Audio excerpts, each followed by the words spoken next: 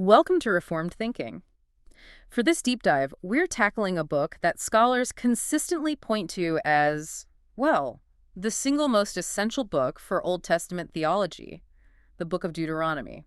It really is. The language used to describe it is just remarkable. You hear things like the Constitution or the keystone of the whole biblical account. That's what we want to unpack today. We're going to get into the source material that makes those claims, look at its unique structure, its incredible contributions to law and political thought, and maybe most of all, its definition of God's character and the response he wants from us. And for us, coming from a Reformed perspective, this book really establishes a tension that's central to our theology. I mean, the tension between divine sovereignty, God's election, his grace, and our human responsibility to choose to obey. Right. And the sources are clear that Deuteronomy shows the final renewal of the people isn't about their own ability to reform themselves. It depends on God's internal work, that promised circumcision of the heart. It gives such a deep look into who God is that some theologians have called it the gift of I am. Okay, so let's start right there with that idea of centrality. If Deuteronomy is a constitution, then, everything that comes after it in the canon has to be read through its lens. Exactly. Our research calls it the interpretive center for the whole Hebrew Bible. It provides the logic that ties history, law, and prophecy together. It's the standard, the measure for everything else. It becomes the normative standard. Yeah. If you want to understand the logic of why Israel rises and falls, you have to start with the conditions Moses lays out in these addresses. So it dictates how they view their past, their present obedience, their future. It's the very lens for understanding God's dealings with his people over the long haul. And that leads us straight into this idea of the Deuteronomistic history, Right. Which is that huge chunk of scripture from Joshua all the way through 2 Kings. And we're not just talking about a list of events, are we? Not at all. These books use Deuteronomy as the yardstick for judgment. They are assessing the nation's history almost exclusively by the standards set up in Moses' final sermons. So the writers of those books, the Deuteronomists, they aren't just neutral historians. No, not in the modern sense. They're theologians giving a retrospective analysis. Their editorial voice is constantly tying events back to the conditions of the law. And the whole mechanism for that assessment is rooted right in those huge chapters on the covenant blessings and curses. Deuteronomy 27 and 28. That's the one. And the most obvious physical sign of their success or failure, the big theological marker, is the land itself. Yeah. The sources say over and over that Israel's ability to first take and then keep the physical land God promised is tied completely to their fidelity to the covenant. Which means the land is basically a theological barometer. A barometer, that's a great way to put it. Think it through. Wow. When Joshua succeeds, the narrative says it's because of strict obedience to the law. When the period of the judges falls into chaos, why? Because everyone did what was right in their own eyes. A direct failure to listen to the warnings in Deuteronomy about idolatry and injustice. And then later, when a king like Manasseh leads Judah into, widespread Baal worship, the historian doesn't just record it as a political event. No, he diagnoses it. He cites a direct, predictable covenant violation that dictates the outcome, which is invasion, subjugation, and, in the end, exile. Deuteronomy literally provides the script for the nation's collapse centuries before it happens. Wow. And the genius of it is how the book's influence shapes the very language and flow of those later stories. We see it in what the scholars call the parenetic summaries. Preaching summaries. Right, the sermons that show up at these major transition points at the seams of the history. Absolutely. I mean, look at Samuel's farewell address in 1 Samuel 12. He isn't inventing new rules for the monarchy. He's retelling Israel's history of failure and calling them back to listen to God's voice, and it sounds just like Moses' speeches. It's the same style. And even more, look at the narrator's big evaluation in 2 Kings 17 for why the northern kingdom fell.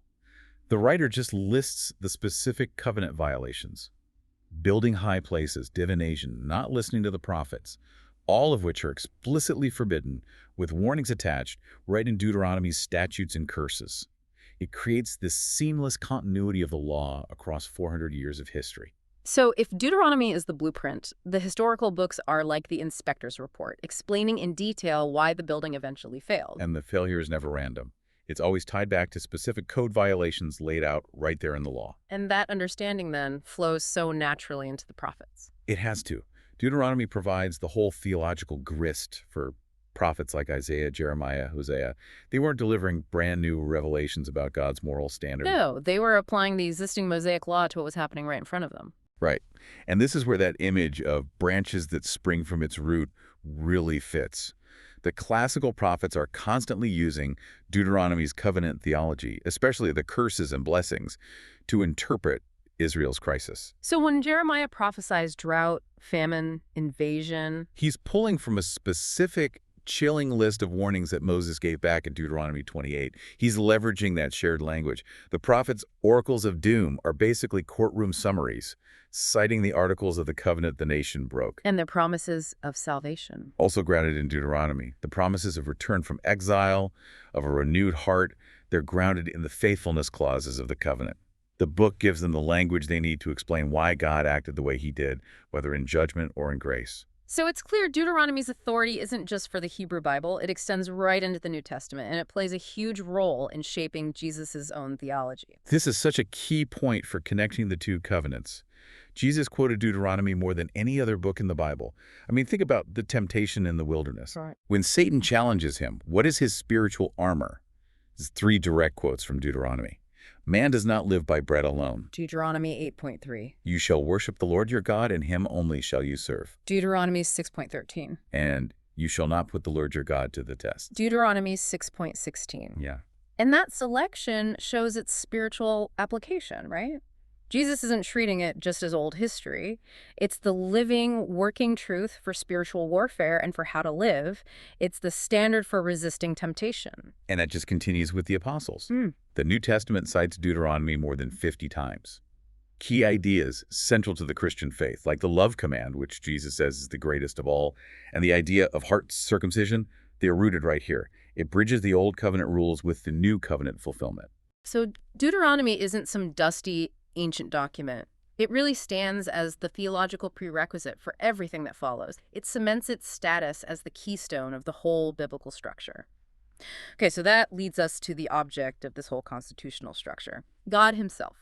Theologically, Deuteronomy has earned this title, the gift of I am, because it puts so much effort into explaining God's essence and character, maybe more systematically than any other book. This is where we find the bedrock definition of monotheism, the absolute uniqueness of God, which stands in such stark contrast to the polytheistic world of the ancient Near East. And we can start defining I am's essence by looking at what theologians call his incommunicable attributes. Right, the characteristics that belong only to him and separate him from all of creation. And the first one, which is just critical for understanding everything else about him, is aseity. Aseity. It comes from a Latin phrase, ase, which just means from himself. It means that God's existence comes only from himself. He is being in and of himself. He's completely uncaused. He's not dependent on any other being, any cosmic force, or any natural cycle for his existence. This is a radical theological break. It totally separates him from the gods of the surrounding cultures. Gods like Baal or Marduk, they were often tied to things like weather or the harvest. They needed human ritual to sustain their power. Right. I am needs nothing external to himself. Exactly. And that aseity connects right to his next defining attribute, his uniqueness. He is incomparable. He is distinct from every other so-called God, and he can't be confused with any created thing. And this is affirmed in the Great Confession, the Shema, in Deuteronomy 6.4. Hear, O Israel, I am is one. And that phrase, I am is one, it affirms his ontological integrity, his unity? Yes. It's not just saying he's numerically single. It's a refutation of the pagan idea of local manifestations. Mm-hmm. You know, that there's one version of a God for this mountain, another for that river. No, there's one I am, undivided in his character and authority. And the third attribute is spirituality. Right. I am is spiritual. The sources say he is not plastic.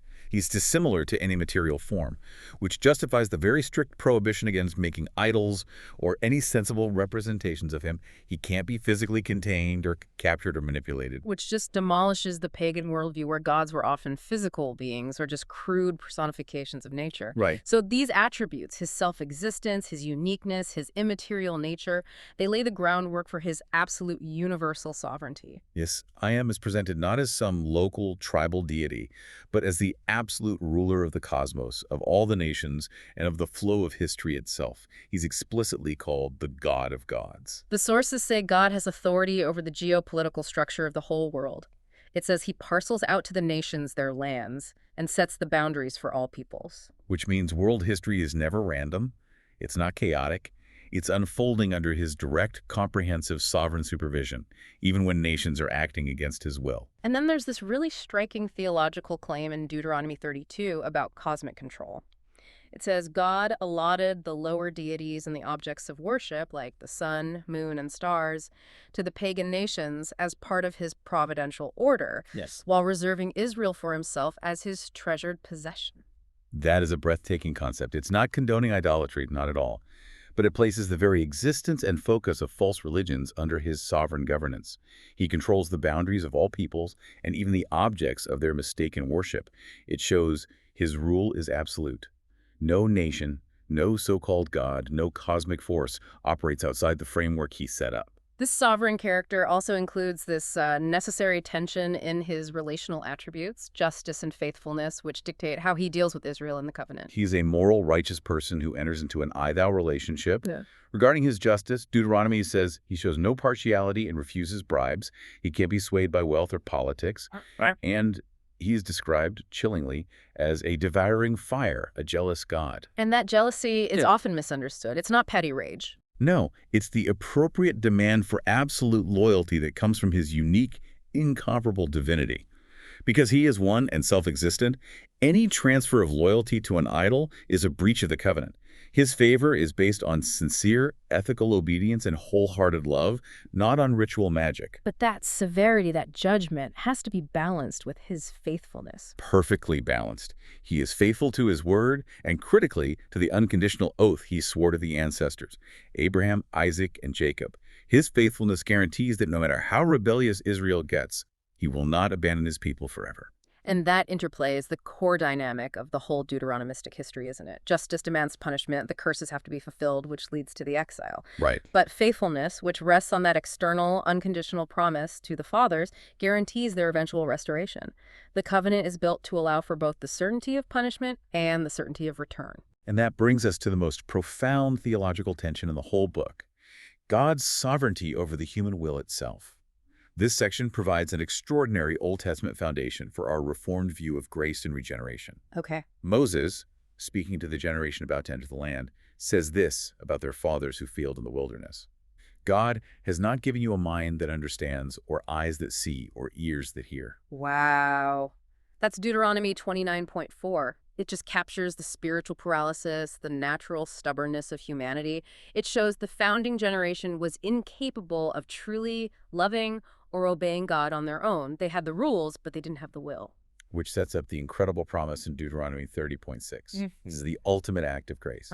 Looking forward, past the failure and the exile, God promises that he will circumcise the hearts of the people so they can finally love him with their whole being. So the ability to obey, the capacity to choose life, the final restoration, it all depends on God's sovereign internal action to renew the will, to replace that spiritual stubbornness with a heart that can actually love. This is why we call it the gift of I am. It's the perfect harmony of sovereignty and responsibility. It is. God sovereignly initiates, he elects, he enables the capacity to obey. But Israel is still morally responsible to choose life and to walk in the statutes. This is where we can really flesh out that grandmaster analogy. Right, let's unpack that. So in a chess game, the grandmaster knows every possible move, he controls the setup, he has a desired outcome. His control over the game as a whole is absolute. Okay. Yet the individual chess pieces, in the analogy, they act according to their nature. They move according to the rules. They're responsible agents within the framework the grandmaster designed. So Israel's choices are real, their sin is real, their responsibility to choose life is genuine. Yes. But even their final capacity to choose correctly, to love God, depends on the grandmaster's predetermined gracious intervention to renew their hearts. God controls the outcome and designs the rules, but the pieces move with true, accountable agency. Okay, so moving from that monumental theology of God to the literary form it's delivered in, we see how the book's structure actually reinforces the spiritual message. Deuteronomy is classified as preached law. Right. It's so far from a cold legal document. It's a covenant renewal document, but it's delivered as these sermonic, hortatory addresses. They're specifically designed to get inward assent and sincere affection. It's a literary genius. Moses isn't just a legislator handing down rules. He's a prophet, a pastor, trying to get to the will and the affection of the people. His goal isn't just external conformity, it's internal spiritual devotion. And the structure of the speeches, it's often described as having a chiastic architecture. A concentric literary structure, A, B, C, D, C, B, A. And it's designed to systematically focus the listener's attention right on the center point, which is the basic stipulation of the covenant. So we can kind of trace this layout to see how it directs your focus. Let's do it. The outermost sections, A and A, are the narrator's introduction and conclusion. A sets the scene geographically, and A wraps it all up with Moses' obituary and the leadership transfer to Joshua. Those are the historical frames. Okay, moving inward, we get to B and B, the motivational addresses. B, the first address, is retrospective. It looks back at the whole salvation history from Horeb to Moab, rehearsing God's gracious acts to motivate them to obey. And its mirror image, B, the third address, is perspective. It looks forward, predicting the failure, the exile, the restoration, and it ends with this grand call for heaven and earth to be covenant witnesses. So B looks back to ground the covenant in history. B looks forward to guarantee its future fulfillment through grace. Then you have C and C, the narrator's inner frames. They're like structural transitions. Yes, C introduces the cities of refuge, and C is often called a Janus clinch because it looks both ways, emphasizing that the covenant here in Moab is in addition to the one at Horeb. Which leaves us at the center, the pivot, section D. Moses' second address. This is the detailed legal core. The Ten Commandments, the basic statutes, the administrative rules. The whole structure is like a temple sanctuary. The outer frames are the walls, the B sections are the courtyards, and D is the holy place where the law is kept. But even inside that legal core, we find the real spiritual center, the Holy of Holies, Which is the command to love I am. found in the Shema, Deuteronomy 6.4-5. And it's the single overarching obligation that every other law in the book flows from. This is what turns legal language into a call for spiritual devotion. In the ancient world, the word love in a political treaty was, transactional. It meant a vassal's loyalty to his king. Right. Deuteronomy takes that term out of politics and spiritualizes it. It demands sincere affection and heartfelt loyalty. And it requires the total devotion of the whole person. The command breaks it down into 3 parts. All your heart, the lobab, which is your intention, your intellect, your will. Soul, nepeh, your passion, your vitality, your life force. And total being, majeld, which literally means muchness or force, your entire substance, your resources, your energy. It's an all-encompassing spiritual devotion. It recognizes that humans are integrated beings. Spiritual obedience isn't just intellectual or just emotional. It's a holistic orientation of your entire being toward God. And this is why the detailed statutes and ordinances in chapters 12 through 26 are so critical. They're not just random rules. No, they are the practical applications that define what the basic command to love God actually looks like in real life.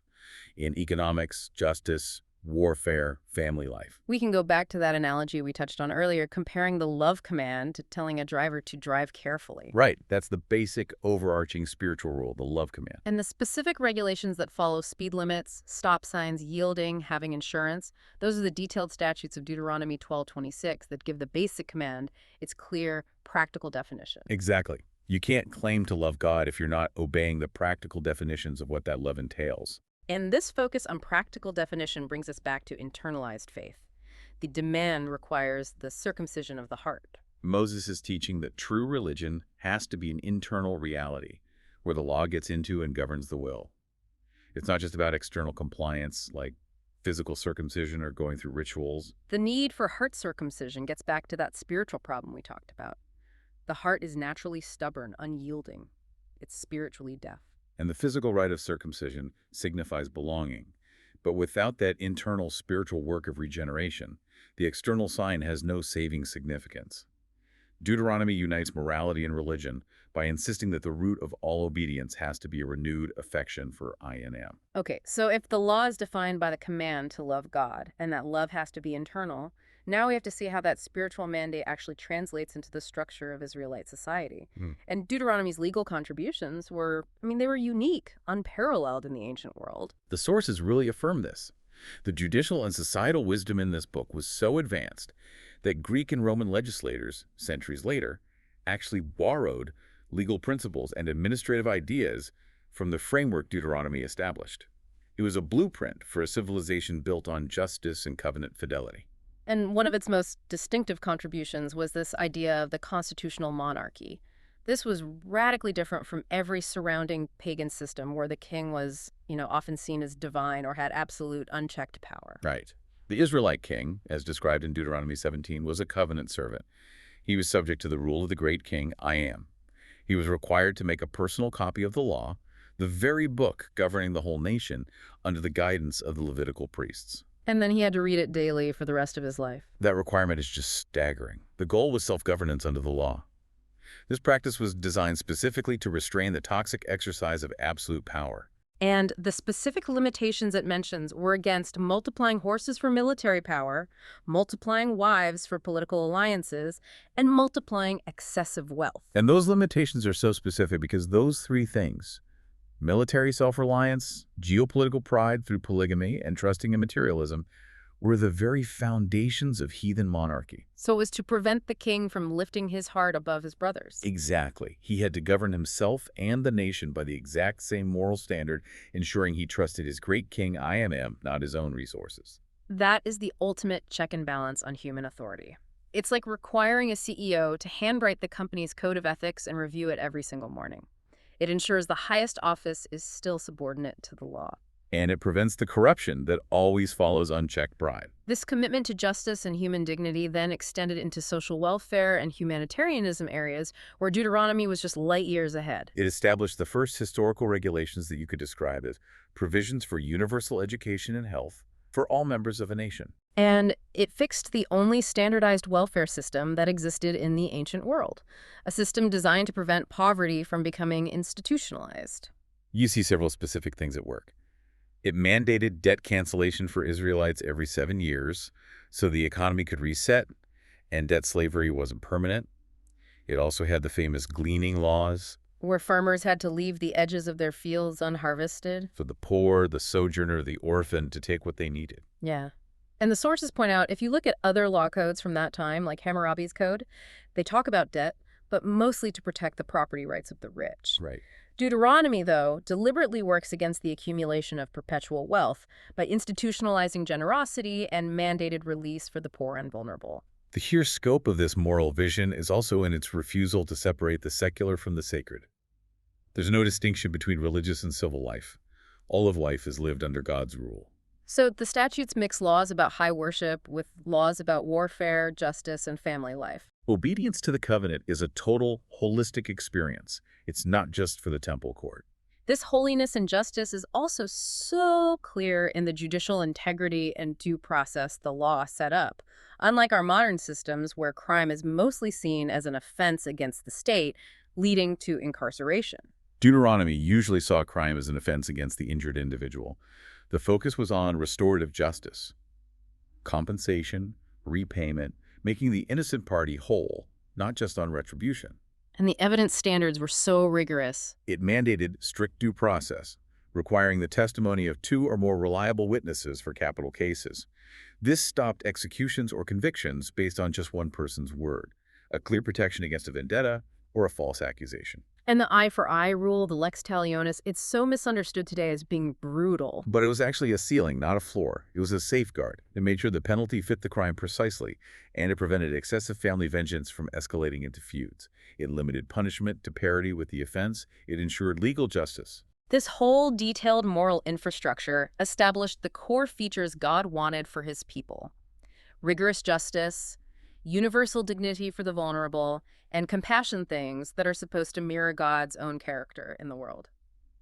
Okay, so we've established that Deuteronomy is Moses' farewell speech, delivered to the new generation right before they enter the land. But the sources show that the book as we have it is more complex. It's operating on 2 distinct historical levels, speaking to 2 separate audiences at the same time. Yes, the story level Yeah. is Moses on the plains of Moab, addressing that new generation, preparing them for the temptations of Canaan and the need to stay faithful in the new land. That's the moment of covenant renewal. Setting the conditions for prosperity. Right. But the plot level shows a later reality. The sources suggest that Deuteronomy is compiled, edited, and framed, the final document during the Babylonian exile, probably around 550 BC. So Moses' warnings, which were originally for the future conquest, are now being read by a generation living under the crushing weight of the curses. And this dual setting lets the document function as a powerful theodicy. A theological justification of God's actions. Right. By republishing Moses' ancient warnings, the Deuteronomist was showing the exiles in Babylon that the fall of Jerusalem, the loss of the land, none of it was a sign of God's failure or weakness. In fact, it proves his faithfulness. The sources affirm that the destruction of the temple, the loss of national sovereignty, it was all the direct, inevitable result of Israel's disobedience. The nation had been duly threatened and warned by the curses in Deuteronomy 27 and 28 centuries before, so they were without excuse when judgment finally came. It's a sobering thing for the exiles to realize. The analogy of a last will and testament is helpful here. It is. Moses wrote the will for the children inheriting the estate, detailing exactly how to keep the property and the penalty for squandering it. And the Deuteronomist, centuries later, republishes the will for the descendants now living in bankruptcy, the exile, to show them, in Moses' own words, exactly why they lost everything. But the point isn't just condemnation. It's to lead them to genuine repentance and to secure the promise of restoration.